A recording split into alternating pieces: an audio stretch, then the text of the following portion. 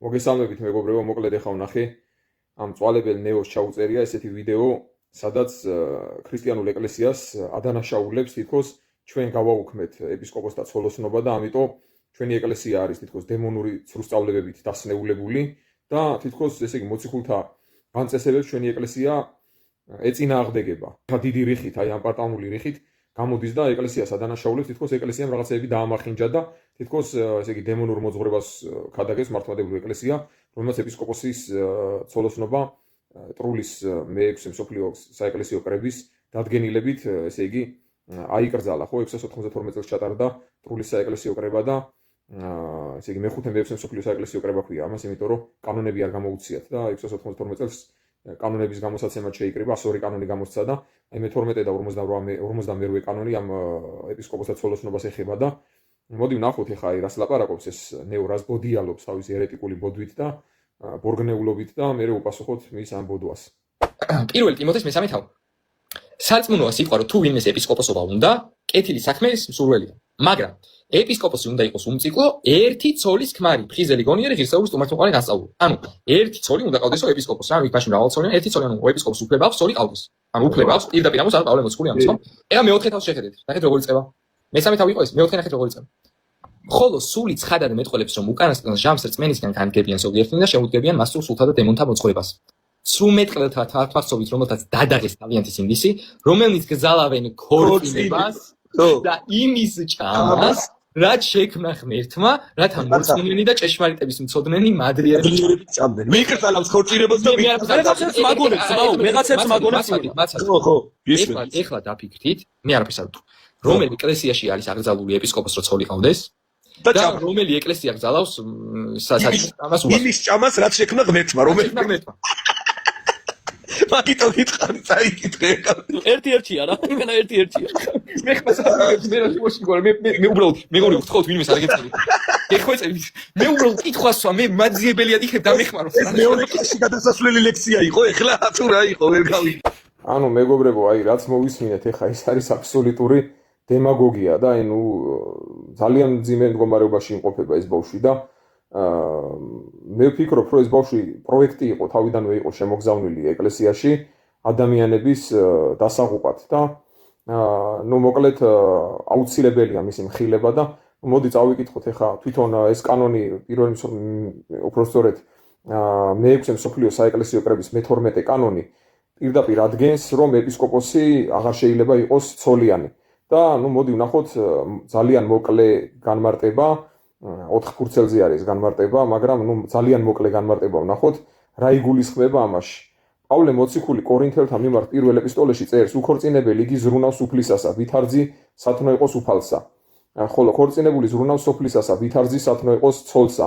ეს არის პირველი კორინთელთა მე-7 თავის 32-33 მუხლები. ანუ უქორწინებელიო ღმერთს აამებსო და დაქორწინებული ოჯახზე ზრუნავსო და უფრო ცდილობსო, რომ ოჯახს აამოსო, ხო? და ნუ ბუნებრივიცა ხა ცოლ-შვილი რო ყავს ადამიანს არჩენი, უფრო ფიქრობს შვილებს მისცეს განათლება, დააოჯახოს და ასე შემდეგ და ნუ საეკლესიო საქმეები მოითხოვს, რომ სრულად იყოს შეწირული ეპისკოპოსი იმ საქმეებს, ხო? ამას პავლე მოციქული ყველა ქრისტიანის მიმართ ამბობს და ამით გვიმხელს თუ რაოდენ იმედ სამყარებს უფლისა და ეკლესიის მსახურებაში იმაზე, ვინც არ არის ქორწინებით შეზღუდული, ამის გამო თვითონაც უქორწინებელი დარჩა. ანუ პირველი კორინთელთა მე-7 თავის მე-8 მუხლში პავლე მოციქული ამბობს, უმჯობესია თუ ისე დარჩებით, როგორც მე ვარო და ეს ნეო, ეს მწვალებელი ისე წარმოაჩენს, რომ თითქოს აუცილებელი, აი ჟარგონულად რო ვთქვათ, აბეზალოვკა არის, რომ ეპისკოპოსს უნდა ყავდეს ცოლი და ნუ ჩვენ რადგანაც თითქოს ეპისკოპოსობის ცოლოსნობა აუკრძალეთ, ესე იგი ჩვენი ეკლესია არის დემონური, ანუ აბსოლუტურად სხვა მე-4 თავი სულ სხვა რაღაცაზე გადადის და ხელოვნურად უკავშირებს ესე იგი წინა თავს და თითქოს აი ჩვენ რადგანაც ჩვენმა ეკლესიამ ეპისკოპოსთა ცოლოსნობა აკრძალა და ის რა თქმა უნდა თავიდანვე ვერ მოხერხდა, თორე პირველ საუკუნეშიც შეიძლებოდა ამის ის უბრალოდ მაშინ სხვანაირი მდგომარეობა იყო ეკლესიაში და ესე უცბად ვერ აკრძალავდნენ. თვითონ პეტრე მოციქულსაც იცით, რომ მოციქული იყო, მაგრამ ცოლი ყავდა, განსხვავებით პავლესგან. ამიტომ პირველივე საუკუნეში ეპისკოპოსი მაინც და მაინც მღვდელმთავარს არ ნიშნავდა. იყო შემთხვევები, როდესაც მღვდელს ნიშნავდა. ამაზე ქვემოთ უფრო ცლად ვისაუბრებ და წარმოვაჩინე, რომ აქ პავლე როდესაც იძახის ეპისკოპოსი უნდა იყოს ერთი ცოლის ქმარი, შეიძლება საერთოდ არ იგულისხმებოდეს მაინც და მაინც ეპისკოპოსი, ანუ მღვდელმთავარი. თუმცა ისევ ის პავლე მოციქული არ მოითხოვს უქორწინებლობას ყველა ეპისკოპოსისგან და ტიმოთესადმი პირველ ეპისტოლეში ამბობს, რომ ეპისკოპოსი უნდა იყოს ერთი ცოლის საქმარ. პავლე მოციქულის ეს დათმობა ეპისკოპოსებთან მიმართებით საწინააღმდეგოა იმისა, რასაც ის კორინთელებს წერს უქორწინებლობის სასარგებლოდ და იხსნება იმდროინდელი ვითარებით. პავლე მოციქულის ეპისტოლის ამ ადგილას განმარტებისას წმინდა იოანე ოქროპირი აღნიშნავს: მოციქულის ეს სიტყვები არ არის კანონის სახით ნათქვამი და არ ნიშნავს, რომ ამის გარეშე არ შეიძლება ეპისკოპოსად დადგინება. ანუ თუ დაუშვათ ადამიანს ცოლი არ ყავს, აუცილებლად ესე იგი მისი ეპისკოპოსად კურთხევა არ შეიძლებოდა, ანუ თუ მონაზონი იყო. იგი მხოლოდ ზომიერების ზღვარს დებს, რადგან იუდეველებს შეეძლოთ მეორე დაქორწინებულიყვნენ და ერთდროულად ორი ცოლი ყოლოდათ. ანუ პავლე და პეტრე, როდესაც ქადაგებდნენ, პავლე იყო წარმართა მოციქული და პეტრე იყო წინადაცვეთილების, ანუ ებრაელების, ხო? და ებრაელებს ზოგს მაშინვე, ჯერ კიდე აი ძველი აღთქმაში ჩვენ ვიცით, მრავალცოლიანობა შეიძლებოდა, ხო? და იმ პერიოდშიც ზოგს 2 და 3 ცოლი ყავდა და პავლე ამბობს, რომ თუ ვინმეს უნდა ეპისკოპოსობა, ერთი ცოლი უნდა იყოს და ერთხელ უნდა იყოს დაქორწინებული. ხო, ანუ ებრაელებს შეეძლოთ მეორე დაქორწინებული და ერთდროულად 2 ცოლი ყოლოდათო. მოხსენიებული ადგილის მიმართ ტიმოთესადმი პავლე მოციქულის პირველი ეპისტოლიდან ყურადღებას ამახვილებს თეოდორიტე კვირელიც. და აღნიშნავს, რომ მოციქული იძულებული იყო გამოეხატა მსგავსი დათმობა ეპისკოპოსებთან მიმართებით, ანუ დაეშვა, რომ მათ ყოლოდათ ერთი ცოლი, რადგან სახარების ქადაგება მხოლოდ ჩანასახში იყო, ანუ იმდროინდელმა კულტურულმა, ისტორიულმა კონტექსტმა განაპირობა ეს და არა ის, რომ სისტემატურად ესე უნდა ყოფილიყო. მე მაშინ ნეოს ვეკითხები. უფალი რო ამბობს ძველ აღთქმაში, რომ სამარადისო აღთქმად მომიცია თქვენთვისო, რომ ყველა მამაკაცმა წინა დაიცვითეთო, სამარადისო აღთქმას რო იძახის, მაშინ წინა დავიცვითოთ ჩვენს? აი ამ კითხვას დაგისმევ და მოდი მაშინ მიპასუხე. უფალი ამბობს, ანუ უფალი იტყუება მაშინ, რომ წინა დაცვეთის აღთქმაო, სამუდამო აღთქმად მომიცია თქვენს ხორცეო, ხო, სასქესო ორგანოს ხორცეო, რომ წინა დაიცვითოს ყველა მამაკაცმა მერვე დღეისო. ხო გაუქმდა ეს, პავლე მოციქულმა გააუქმა, ხო? უბრალოდ მაცხოვარმა იესო ქრისტემ და ნუ პავლემ დაწერა მერე, რომ წინა დაუსვეთელობა ის კი არ არის, რაც გარეგნულად არის ხორცე, არამედ ის, ვინც შინაგანად არის გულზეო. ხო? აი ამაზე მიპასუხე მაშინ და ესე იგი მოიტანა კონკრეტული გარემო მის ძველ აღთქმაში წინა დაცვეთილობა ნიშნავდა იმას, რომ ის ეკუთვნოდა ღვთის ერს, ანუ ისრაელელებს, რომელიც იყო ძველი აღთქმის რჩეული ერი, მაგრამ როდესაც ახალი აღთქმის სისავსე მოვიდა და ქრისტე განკაცდა თვითონ აღარ არის, ხო, ის ძველი რჯული და რჯულის ქვეშ აღარ ვართ, მადლის ქვეშ ვართ უკვე. ხო, მოხსენებული ადგილის ხო, ესე იგი წარმართების წარმოდგენა არ ქონდათ ქალწულობაზე, თეოდორიტე წერს. იუდეველები კი არ უშვებდნენ უქორწინებლობას, რადგან შვილიერობა ღვთიუკურთხევლად ითვლებოდა. იმის გამო, რომ იმ დროში თითქმის შეუძლებელი იყო ასეთი ადამიანის მოძებნა, ვინც ხევლის სიწმინდეს იცავდა, მოციქული ბრძანებს, რომ ხელდასხმა მოხდეს ისეთ პირებზე, რომლებიც ქორწინებაში არიან და ერთი ცოლი ჰყავთ. აი პირდაპირ არის განმარტებული, შემატყუა რა მწვალებელო ბავშვო. მოციქულთა განწესებაში კი ჩვენ პოულობთ პავლე მოციქული ზუსტად გამოხატულ აზრს ეპისკოპოსებთან მიმართებით. ეპისკოპოსი უნდა იყოს ერთხელ დაქორწინებულში იგულისხმება. და ერთი ცოლის ქმარი. ანუ მრავალცოლიანობა არ შეიძლებოდა და ამიტომ ამბობს პავლე, თორე ის კი არა, რომ აუცილებლად ეხაც ეპისკოპოსი ცოლიანი უნდა იყოს და თუ ეკლესიამ ეს აკრძალა, ამიტომ ჩვენ დემონური მოძღვრეები შემოვიტანეთ. ასე იყო მანამ, სანამ სრულად დამტკიცდებოდა საეკლესიო დისციპლინა და სანამ ეკლესიის საგარეო ურთიერთობები იყო იმ სახის, როგორც ის პირველ 3 საუკუნეში ჩამოყალიბდა. თუმცა მოციქულთა მოხსენიებული კანონების თანახმად და პირველი საუკუნეების სხვა მოწმობებით, მაშინ იყო ბევრი სასულიერო პირი და უმთავრესად კი ეპისკოპოსები, რომლებიც საერთოდ უცოლოდ იყვნენ და შესაბამისად კაცრად უქორწინებელნი. აი გასაგებია, ხო პირდაპირ წერია, ესე იგი, რომ არანაირად არ იგულისხმება ამაში, რომ აუცილებლად ეპისკოპოსი უნდა იყოს უქორწინებელი და ესე უბრალოდ დაქორწინებული და ერთი ცოლის ქმარი. და ნუ აი ეს ამ ბიჭის ამ პარტავნება იქამდე მიდის, რომ ესე იგი გამონაკლის ანუ ეკონომიას სახავს იმათ, რომ ეს აუცილებლად ესე უნდა იყოს. მაშინ რაც დავუსვი კითხვა, იმაზე მიპასუხე. წინა დავიცვითოთ ჩვენ?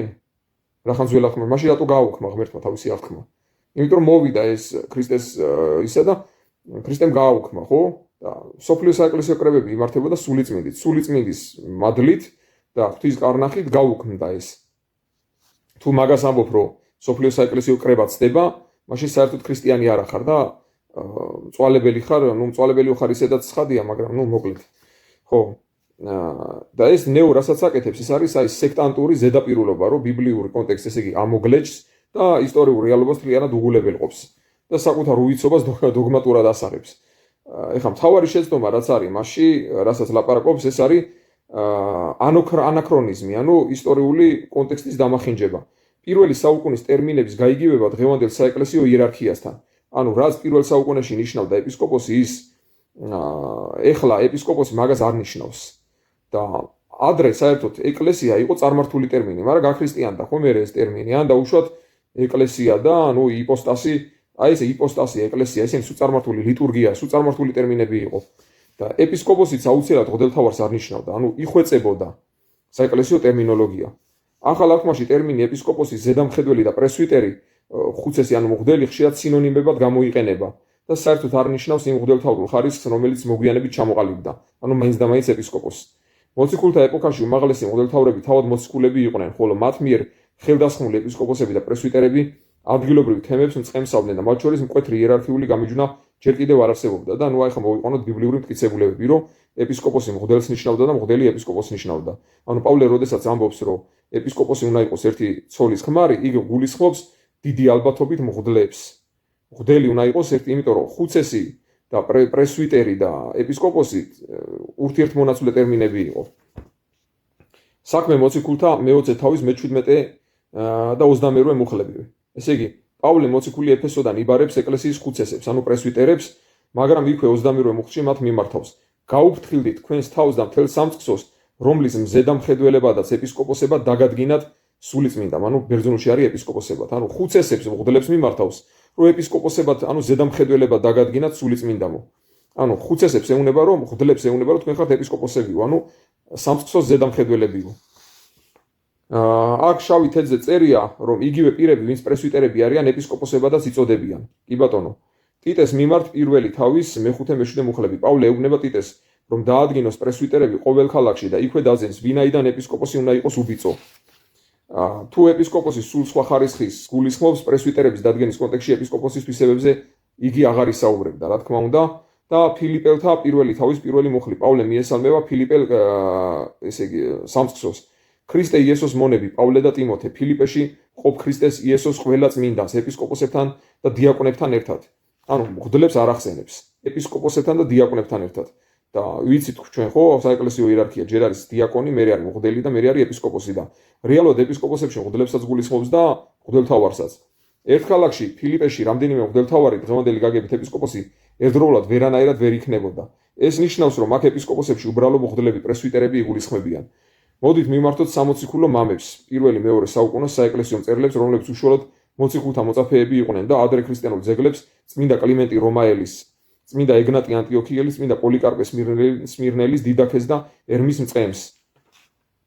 ესე იგი, აქ პირდაპირ ჩანს პირველი ტერმინოლოგია ჯერ კიდევ გარდამავალ ფაზაში იყო და ხშირად პრესვიტერი და ეპისკოპოსები იდენტური ტერმინებია. მეორე, უცოლობა და ასკეტიზმი ადრეულ ეკლესიაში უმაღლეს სათნოებად ითვლებოდა და არა დემონურ მოძღვრებად, რასაც ეს მწვალებელი ნეო აცხადებს და ქრონოლოგიურად ახალი აღთქმის წიგნების პარალელურად ან მათი დასრულებისთანავე ტერმინი ეპისკოპოსი კვლავინდებურად სამრევლო ხუცესებს მღვდლებს აღნიშნავდა.